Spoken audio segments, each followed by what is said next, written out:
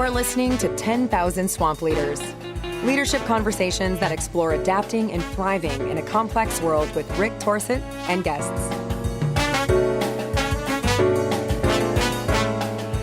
Hi, everybody. This is Rick Torsett, and welcome back to 10,000 Swamp Leaders. 10,000 Swamp Leaders is a podcast where we explore with people who are on the leadership trail about what it means to choose to lead, to deal with really complex, wicked, or what we would call swampy, messy problems. Today, I have a unique opportunity to have two guests on at the same time. Kitty Nooy, who is a Dutch lawyer who is formerly working in the judicial system in the Netherlands. She has her own consultancy now, which she'll talk about. And her business partner, Tycho Prins, who is a philosopher and an academic who's done a lot of research around the topic that we're going to explore today, which is ethical leadership. For all of us, in the last few years and currently, we've been witness to the need for ethical leadership, mostly by its absence. And so I think that our conversation today is timely because we have two experts here who have committed their lives to developing this capacity in organizations and in people, and gosh knows we need it. So let's get started here. And I'm going to ask both Kitty and Tycho to tell us about themselves. I'm going to start with you, Kitty. If you just introduce yourself and tell the people, the listeners, what you think they need to know about you before we get into the details. Thank you very much, Rick. I'm delighted to be here and to join this podcast. Well, my name is Kitty Nooy. I'm 69 years old and happily married for 45 years, and we have a son and a daughter. I've been working in government organizations for a long time, and well, it was a great job. I've been a public prosecutor, and in the end, I've been working there as a chief public prosecutor. Since November 2018, I have my own business with two colleagues, and Tycho is one of them. And the three of us work on ethical leadership. For me, it is a full-time job. And well, Tycho will tell himself what he is doing. I know that in general, I like to talk about what motivated me to dive into the ethical leadership, to be involved with it. Our family, we had three children. I was the eldest one, and my father died when he was 51. I was 19, my sister 15, and my brother 11. And my father was a butcher and my mother didn't have any education. So what impressed me a lot is that my mother was cleaning the houses just to give us a proper education. And, you know, there was no money and no time to go to high school. So I started working when I was 16. And I met a chief who convinced me that I had to study. So I studied in the evening. My high school went then to university, and I had the opportunity to become a public prosecutor. And the reason that I like to tell people this is that in that period, coming from a labor family, my feeling for justice has grown a lot. And I think it's into my genes. And as justice is a very important part of ethical leadership, I think that one of the reasons that I'm interested in that ethical leadership, and of course there's a lot more, it's important for me to tell this, that my youth, the family I come from, has meant a lot to me. And some people think, did it damage you? No, it didn't. After all, it's a great opportunity to have start like this. It was difficult. Yes, of course it was difficult. But it gave me the opportunity to develop myself. And well, I'm of course a little bit proud on my last jobs being in the top of an organization. You've created a nice opening for us to explore. So thank you for that, Kitty. So Tycho, how about you? Share us a little bit about who you are.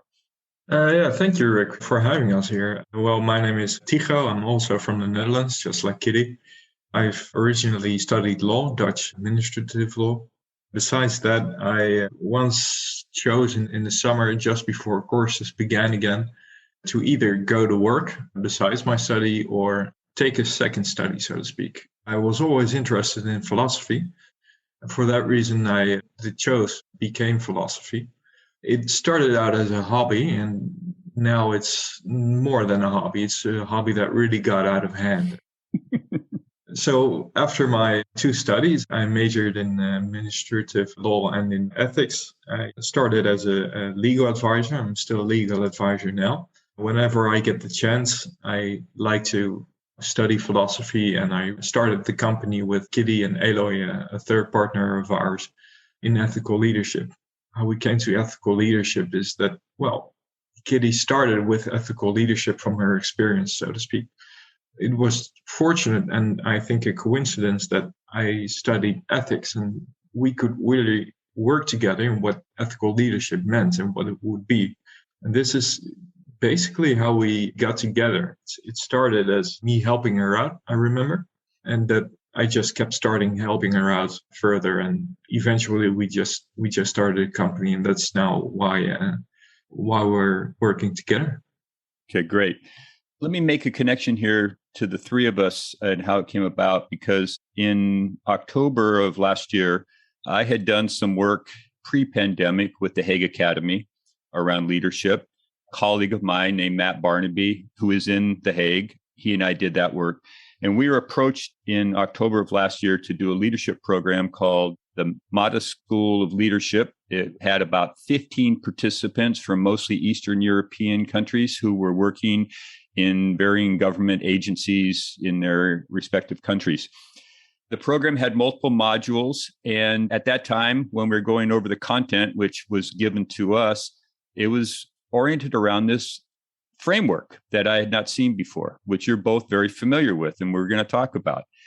But without giving away too much, what I was struck by was as this information was shared with the participants over the course of about 5 weeks, and then the work that Matt and I did working with them on their leadership challenges, how they use this framework, and maybe the wrong word, you can clean me up when it comes back to you here, how they use that as a basis to coach each other with their leadership challenges. And what struck me about it was how accessible it was for them to actually put into use and do something with around real issues.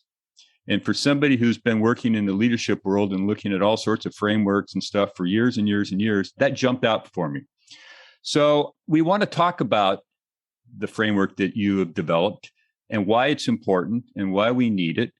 So before we do that, I just want to add a little bit, because Kitty, on your website, you talk about leadership as perhaps the most researched and least understood area of organizational behavior. I agree with you. Ethical leadership is even more difficult. And then, Tycho, on an abstract from a paper that you wrote at the very beginning, you say institutional corruption is an underdeveloped concept. The main reason is that it lacks a moral foundation. Consequently, our practical tools for fighting it are underdeveloped too. So it strikes me that you two and your partner have waded into a very challenging area of leadership.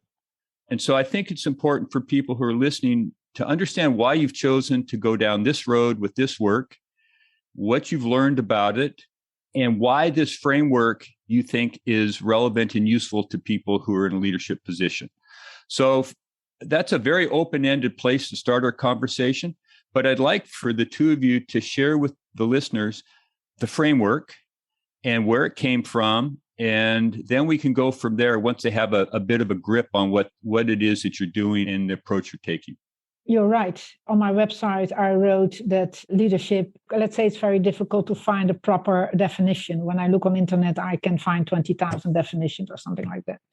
But being able to work at the top of an organization, I found out, in a way, it's an open door, but I like to emphasize that leadership is so very, very, very important. And I have been working in an organization where ethical leadership was not present. There was no ethical leadership at all. And I was in the center of that period. I was in the center of that organization. So I really experienced and saw the damage that was caused by the absence of leadership, of ethical leadership. By the way, it was officially investigated by a commission. So it's not that I can say there was no ethical leadership. No, there was a commission who investigated this organization. Well, that's to say what happened there, and then said there was no ethical leadership. So again, maybe we can't define leadership, but it's so very, very, very important. Well, that is the first thing I like to say. And maybe Tycho like to tell something about the frame, about what we are doing. Yeah, sure. We started with leadership, with which Kitty has a lot of experience. And what we really try to do, because it's exactly as you say, Eric, ethical leadership is already a difficult concept, a complex concept, and ethical leadership is all the more complex. It's really hard. And then again, maybe it's not that hard in the sense that in philosophy, there has always been philosophers who have said really already a lot about leadership, about what would make a king just, or what would make a ruler a just ruler, or an ethical ruler, or how would you do that, or how would you lead yourself, so to speak, in your own life. But then again, what we've noticed and what we're still noticing a lot is that ethical leadership in our societies, in our world, is still an undefined and difficult concept, which actually little is research and known, if I'm making sense. I guess it's the changes and the different kinds of societies, the different kinds of leadership, the different kinds of situations that make it so complex.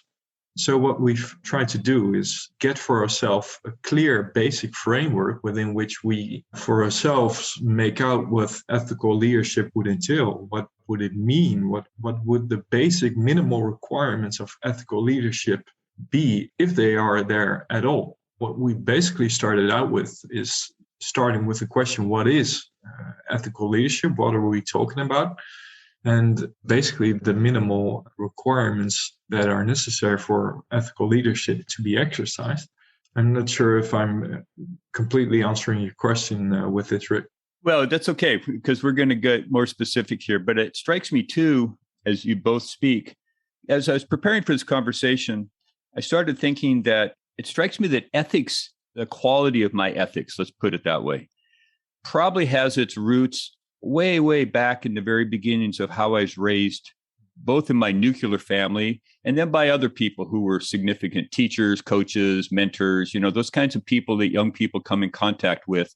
So there's that part, meaning that whatever it is, whatever the good stuff is or the stuff that's not so great, it's probably been there for quite a long time for a lot of people, possibly.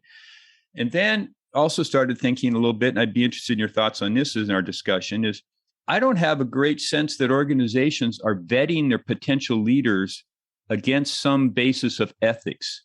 They're basing it oftentimes on technical competencies, prior leadership work that they've done, their strategy thinking, these kinds of things that are important, no doubt about it. But there's not a tremendous amount of overt designed analysis, the ethical history of this person to account for when we're thinking about it. Now, that's my experience, but you may have a different experience than me. So what I think is useful is if you would share with the listeners the specifics of the framework, give them a sort of a set structure that you're using to do the work that you're doing, and then we can play with it from there. Well, first of all, we talk, of course, about the basis of leadership. And then we explore with people in the training, what is leadership, what is important. Again, an open door. What is important is the function of behavior of the leader.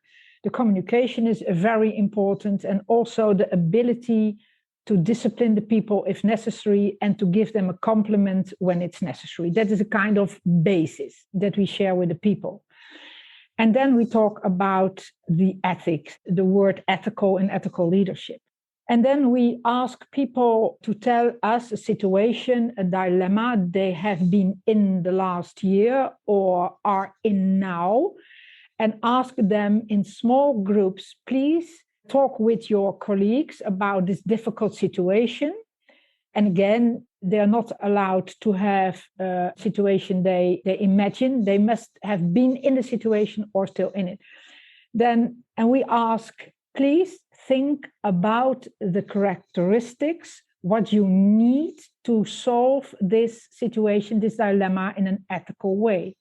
And that's a very nice exercise, because then they talk and they think, and then they come back And they come with a lot of characteristics: transparency, to be kind, to have respect, and so on and so on. And then they have to find out themselves which characteristics are really necessary to be an ethical leader. And maybe it's an idea, Tycho, that you take it over from here? Yeah, sure. What we've tried to do, Rick, is when we talk about leadership, it's not about the single decisions that a leader make or a single act that a leader does. So, one swallow doesn't make a summer. So when is leadership good leadership, in general? So what we're trying to look at is what characterizes leadership. From what disposition, so to speak, would a leader be in? From what disposition can he act and can he make decisions and do things and treat other people in a way that shows ethical leadership? What we've tried to do, and that's what Kitty says, is we try to help people get a framework for that. So we do that with the questions that Kitty just explained. And what we're trying to do is then find out what a disposition or such a characterization of leadership could be, right? So what we've discovered is that there are basic qualities that are central to ethical leadership. And those basic qualities are the 4 cardinal virtues. They're very well known from Aristotle, of wisdom, justice, courage, and temperance. It's actually a funny story in the sense that we've just started out from theorizing from there. Like, this is our hypothesis. We may be completely wrong, but let's just start from there. And what basically happened is that what we've seen is that if you give people this framework, you can apply it to any different kind of leadership style. And you can apply it in every situation, and you can apply it to every organization or every kind of leadership that is involved. And I think this is a very strong advantage of the way that we use those cardinal virtues for our participants to get a framework within which they can recognize ethical leadership and strengthen their own ethical leadership. We've gotten feedback from a lot of participants who say, well, we want to be ethical because most leaders, of course, want to be ethical and they want to show ethical leadership, but they don't know how exactly. And that's the problem we just discussed. It's a really, really complex concept.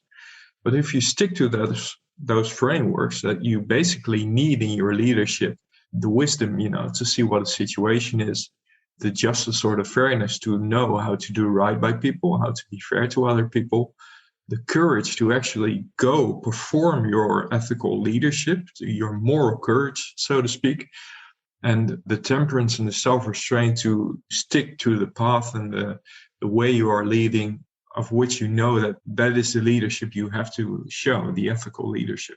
These are not all qualities that are needed for ethical leadership, but they turn out to give a really, really good, simple structure. And at the same time, these are also difficult qualities, but they provide a really simple and effective framework within which leaders can strengthen and improve their own leadership or maintain their ethical leadership. And I think you say something really useful for the listeners out there, which is, well, 2 things. One is we need to start someplace, and you had a hypothesis. So let's start there. And, you've got the appropriate disclaimer there. You could be right. You could be wrong. You could be useful, not useful, but let's go. I think it is relevant to remind people that sometimes you have to act your way into a new way of thinking rather than think yourself into a new way of acting, meaning you take actions, you learn something, you get wiser. I also think when you can actually reference the 4 cardinal virtues from Aristotle, there's some regard there. So I think that also must give you some access to the conversation. I think you're describing exactly what I experienced, though, with these people in this program. Their ability to start to diagnose and work on their challenges using these 4 cardinal virtues was almost intuitive once they were made present to them through the modules and the instruction that was coming in the program that was designed that way. Let's talk a little bit about how people could actually develop this stuff. Because right now it's, if I'm listening and I didn't pay any attention to Greek history when I was in high school, or who I know Aristotle was somebody famous, but now here he is again in my life. And there's these 4 things. There's courage, there's temperance, there's justice, there's wisdom. How do I get grip on these as a leader in the real world? So what's your experience about how people actually build this muscle, or these four muscles, if you will, so that they can be more nimble with it rather than clumsy? For the justice in the Netherlands, we do have a kind of instrument to find out what might be justed or a justified decision. But again, Tycho should speak about that because he knows exactly how that works. You're right, because when we start in an organization with trainings, the first thing we say to, for instance, the board of directors, the first thing we say is, first of all, if you don't agree with what we teach your people, then we don't start. Because it has to start at the top. That's very important for us. If they don't agree or they don't like it or they don't want to work with it, then we don't start our trainings in the organization. Kitty, can I ask that when you're having that conversation with the board of directors, you're actually introducing these four cardinal virtues explicitly so they know those are the ones you're starting with? Is that a fair way to understand? Yes, but in a way we do that with their employees as well. So it's not that we are there and say, hello, it's this. No, because telling people that it's about the cardinal virtues, that doesn't work. We have to train, we have to be interactive. So what we do is starting in an interactive way with the board of directors so that they experience themselves what we do with their employees. And again, most of the time they like it. And again, if not, okay, we are friends still, but then we don't start.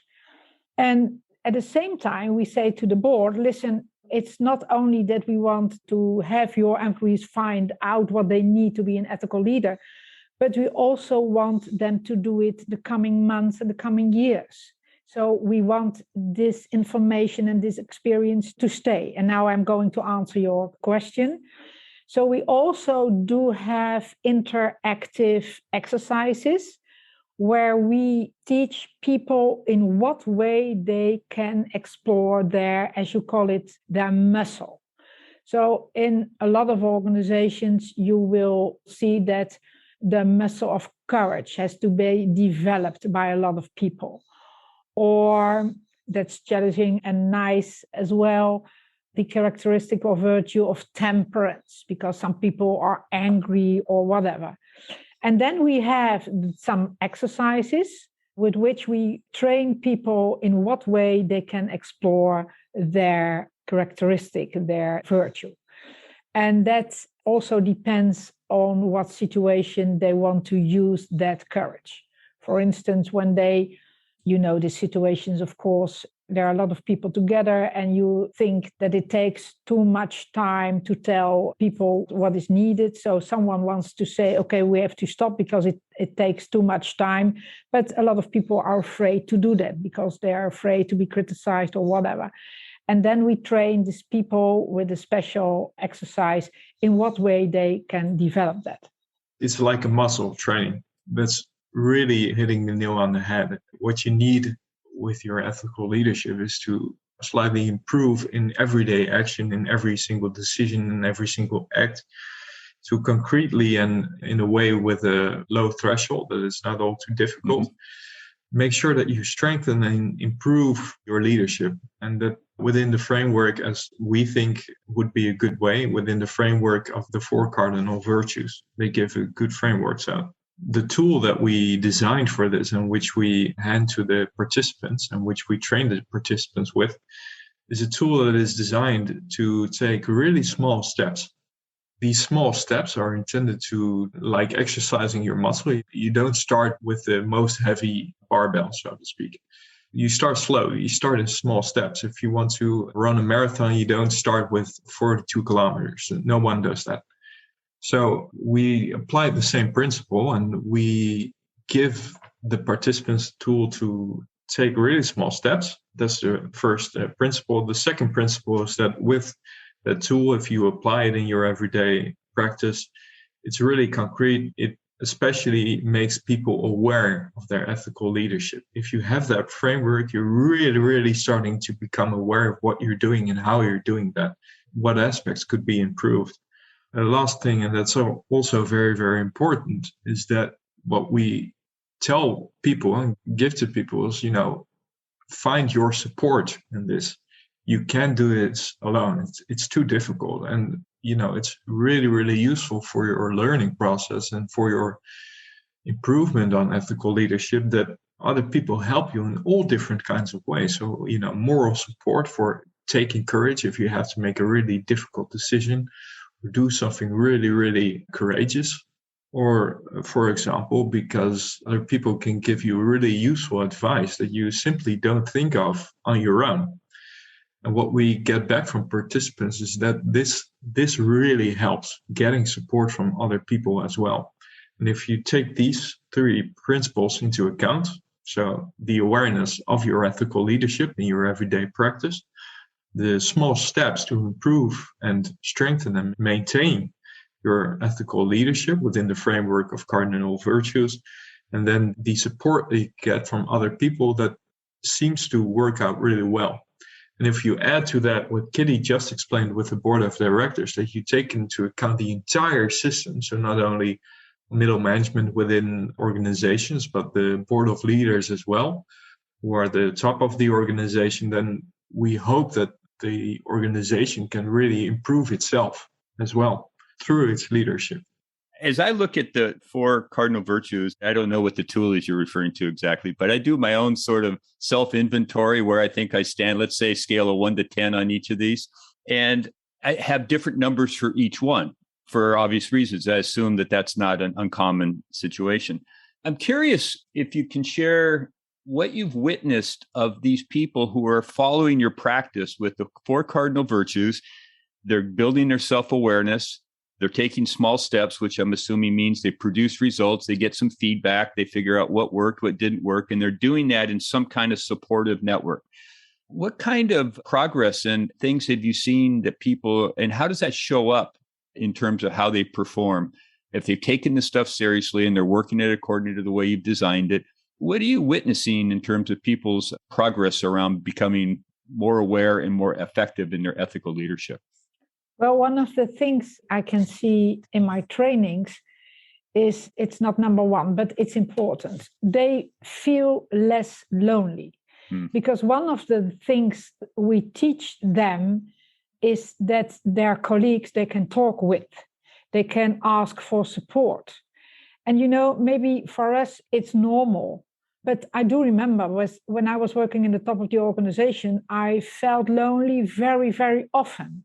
And it took me some time to find out that there are also colleagues. You can't have a good connection with all your colleagues. You don't trust not everyone, and that's okay. But there are always 1 or 2 people you can talk with, and you can share your dilemmas and whatever. So the first thing they find out with the trainings we give them, wow, I'm not alone. That's very important. And then they say, what helps me as well is that when I'm in a difficult situation or I have a dilemma, I have a kind of framework. They realize that conscience is very important. You have to be conscious, first of all, of what's happening. Then you start with the wisdom. What's happening?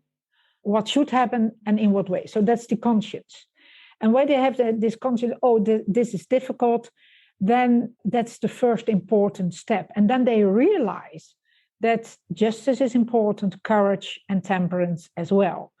And then sometimes go to a colleague and talk about it. What they note is that their team feels more safe.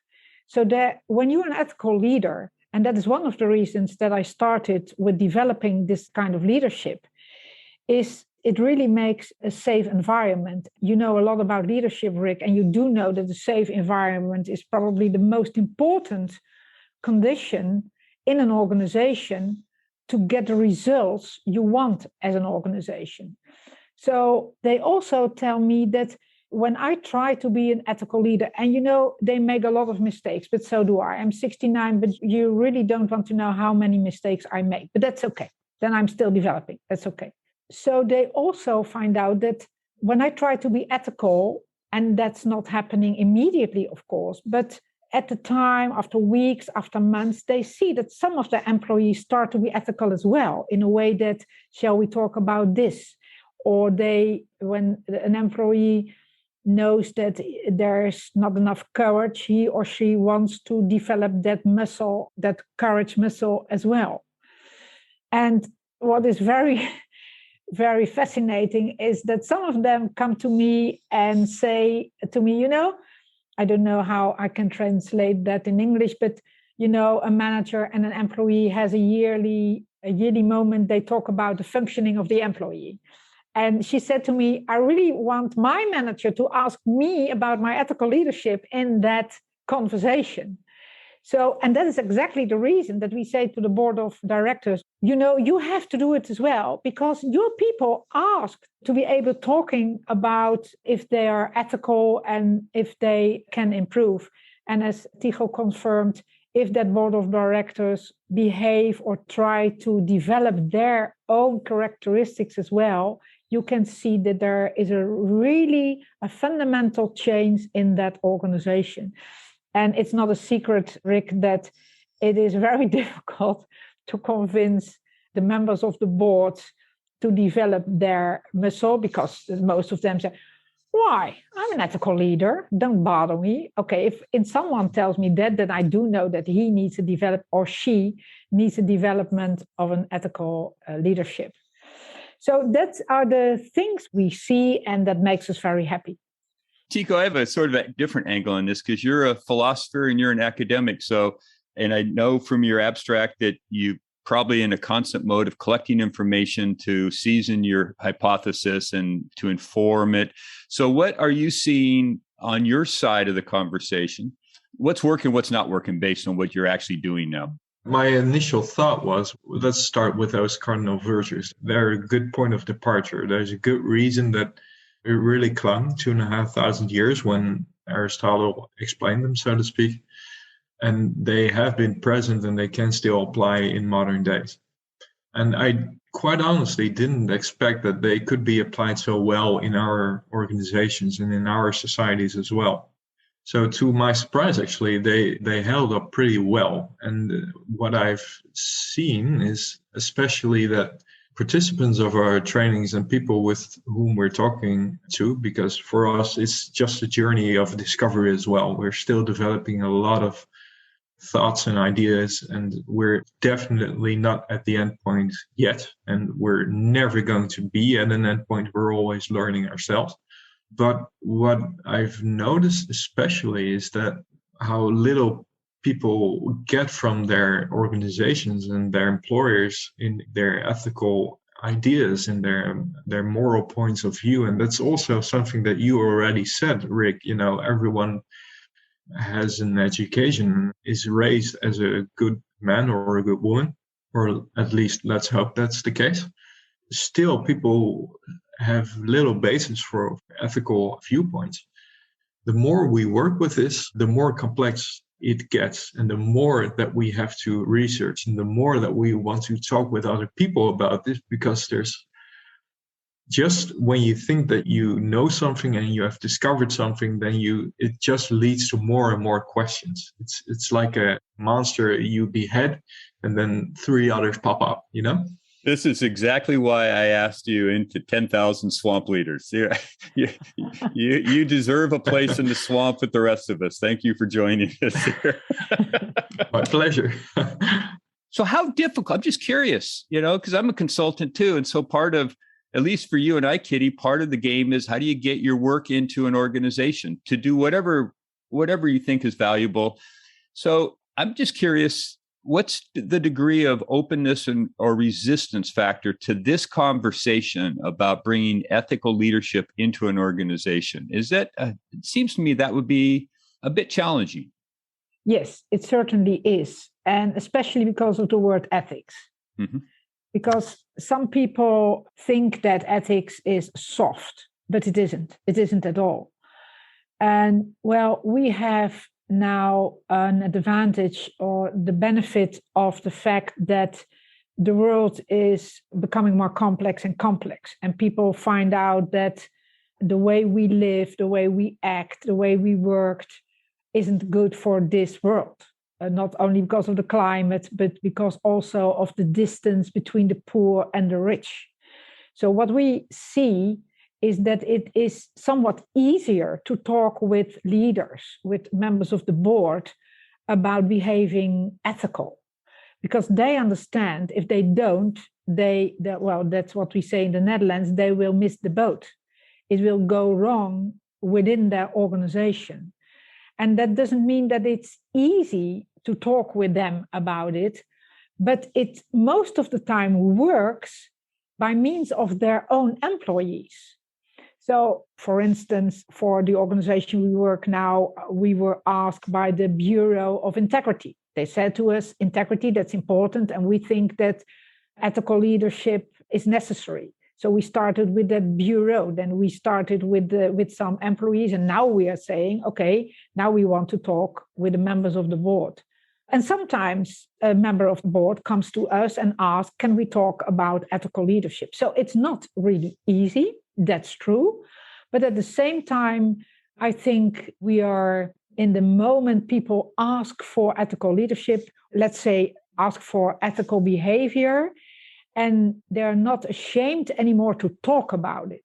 I do remember when I was still the leader in the organization I was working, when I tried to start to talk about integrity, for instance, there was always the reaction, why? Am I not an ethical person? Always the distance. But now it disappears.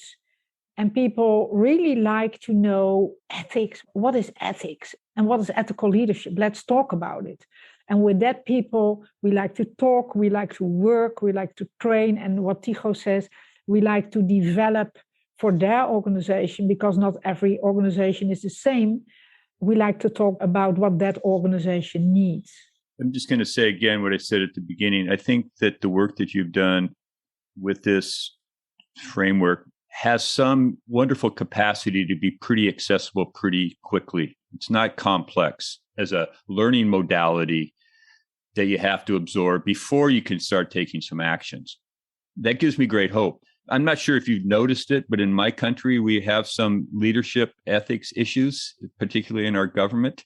Every day we're reading about what they discovered in the January 6th commission work that they're doing about the Capitol a year ago. And it's appalling, to see the degree of lack of ethics at the highest, all the way to the top. It's disconcerting because I'm pontificating here a little bit or expressing concern. As how deeply rooted is it? So we're talking about it, but what's it really take to make a change? And so I'm heartened a little bit that you two have chosen this. So at a most personal level, why have you chosen, and Kitty, you say this a little bit, it's in your genes, but I'm going to start with you, Tycho. Why have you chosen to spend your professional life advocating for ethical leadership when you know it's hard and people may not be open for it? And how do you stay in the game? How do you take care of yourself so you stay in the conversation when sometimes it's got to be challenging? So Tycho, how do you do that? I agree that there are many leaders, sadly, that do not show ethical leadership at all. That really is disheartening. For me, it's all the more motivating to do something about it. So the point of leadership is that in leadership, you always, more or less, you're holding on to power. So you have the ability to influence people, and you really take the lead. You're in charge. So people will listen to you. And then if you say go left, then people usually will go left. And that means that those people also bear a very special responsibility. With power comes responsibility. And with influence, of course, as well. So what really, really motivates me is that if you want people to behave ethically, to just do the morally right thing, to act in a just way, a special burden lays upon the person who is taking leadership in any way imaginable. So it's a really important aspect to train people in leadership, to give them a framework, an accessible framework, as accessible as possible, to recognize their ethical leadership and to strengthen it. It's just because they're setting, this is really important in leadership. If you're in leadership, then you're really setting an example, whether you like it or not, whether you intend it or not. So that can be a good example, but it can also be a bad example. So for example, if you are a president of a country or another leader of a powerful organization in some way, then people will look up to you. And if you behave in a fair way, in a just way, taking into account at least the cardinal virtues, then you set an example for other people as well. If you don't do that, and if you are a terrible leader and you're being, for example, really cruel or really unjust, then that is an example as well. And it's really important that if you're in a position of leadership, you set the right example and you manage your influence that you have over people, the way you take charge, that you do that in the right way. And that's what really, really motivates me. And I think Kitty as well. Kitty, how do you take care of yourself? How do you stay in this work?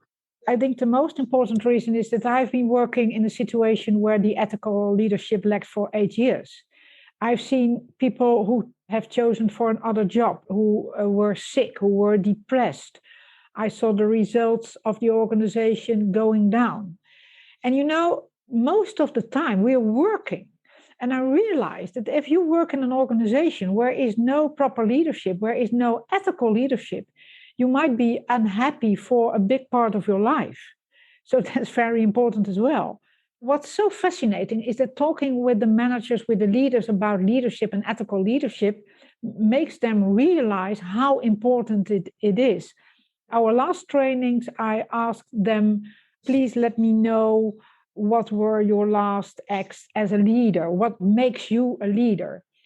And then we discussed about the fact that a leader has power. And then some of them said to me, power? I don't like power. I don't need power. Okay, I hear what you say. But you do have power, whether you like it or not. You do have authority, whether you like it or not. And they are very happy with the fact that we can discuss about this because they have forgotten it. And when I was a leader, I do realize I was the person who always said, you please enter my room, my door is always open. Well, first of all, I was never there, so that was my first big mistake. Secondly, you can say that, and even if you're really in the room, you have to realize that you do have power and that people look up to you. So by every step you make, and that's difficult, and that's the reason why I tell them you can make as many mistakes as necessary, but you have to talk about it. It's important that we also discuss about that, exactly for the reason Tycho says they set an example, and they forget very often how important and how big their influence is. And that motivates me to talk about leadership and ethical leadership. It may sound dramatically, but I really think that when an organization improves its leadership, it improves a little bit the world.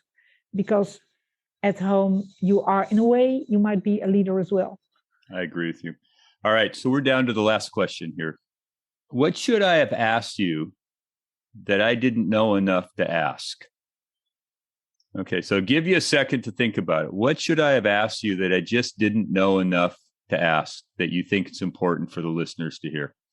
And for the listeners, since I can see both Kitty and Tycho here, they're both thinking here. Yeah. Okay, Kitty, you go first. What should I have asked?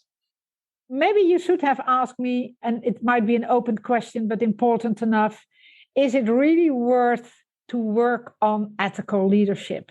And if I'd had asked that, you would have said what? Yes, it is. It might take you a lot of energy, and you might think, ethical leadership, it's a bit soft, and I don't have time. But I can promise people that if they take the time and the energy to think about ethical leadership and to talk with colleagues or with us, doesn't matter with whom, it's really worth it, because it's not only good for the work, as I said before, but it's also good for your private life. And sometimes I've had a moment I really had to take a very, very, very courageous decision. It was difficult. I was afraid. I was lonely. I felt powerless. It was a horrible time. I made a decision, and I'm proud of it. It gave me a very good feeling. It improves everything I do now and in future. I do notice I can't find the proper words, but I'm quite sure you know what I mean. I do. Tycho, what should I have asked you? I think you already asked me, but I'm not sure if I gave you a complete answer. You basically asked me, if I'm not mistaken, what could other people do? How could they learn about ethical leadership and improve themselves? And what I'd like to say to everyone in a position of leadership, two things. From our practice and from our ideas, really take a good look at the cardinal virtues from Aristotle. They're not outdated. They still fully apply. I'm really convinced of that right now.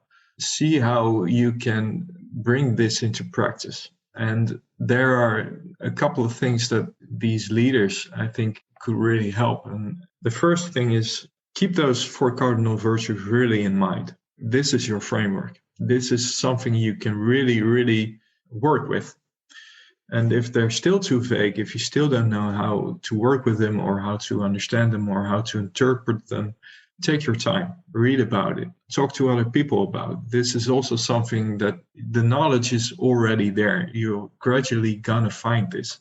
The second thing is try to take really little steps with what you're doing.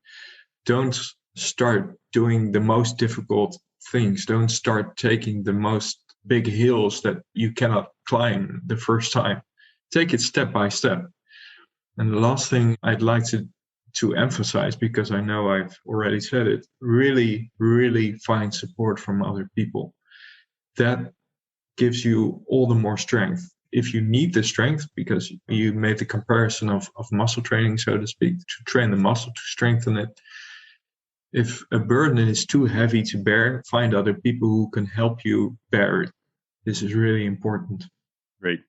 To all the listeners here, I'll work with Kitty and Tycho to put some resources in the show notes for this episode. Kitty, your website we'll put in there. Tycho, you may have some resources, reading materials, I don't know what, but let's see what we can provide to people who are listening to get, as you say, more familiar with the cardinal virtues and some ways in which they might go about doing some work or maybe being in contact with you about the work you're doing. So I want to thank you for being in the swamp with me today. It's been a wonderful opportunity to have a great conversation with you. So thank you for your time and welcome to the swamp. Thank you. It was a big honor. Thank you very much. Big honor. Thank you. Thank you for listening to 10,000 Swamp Leaders with Rick Torset. Please take this moment and hit subscribe to follow more Leadership Swamp conversations.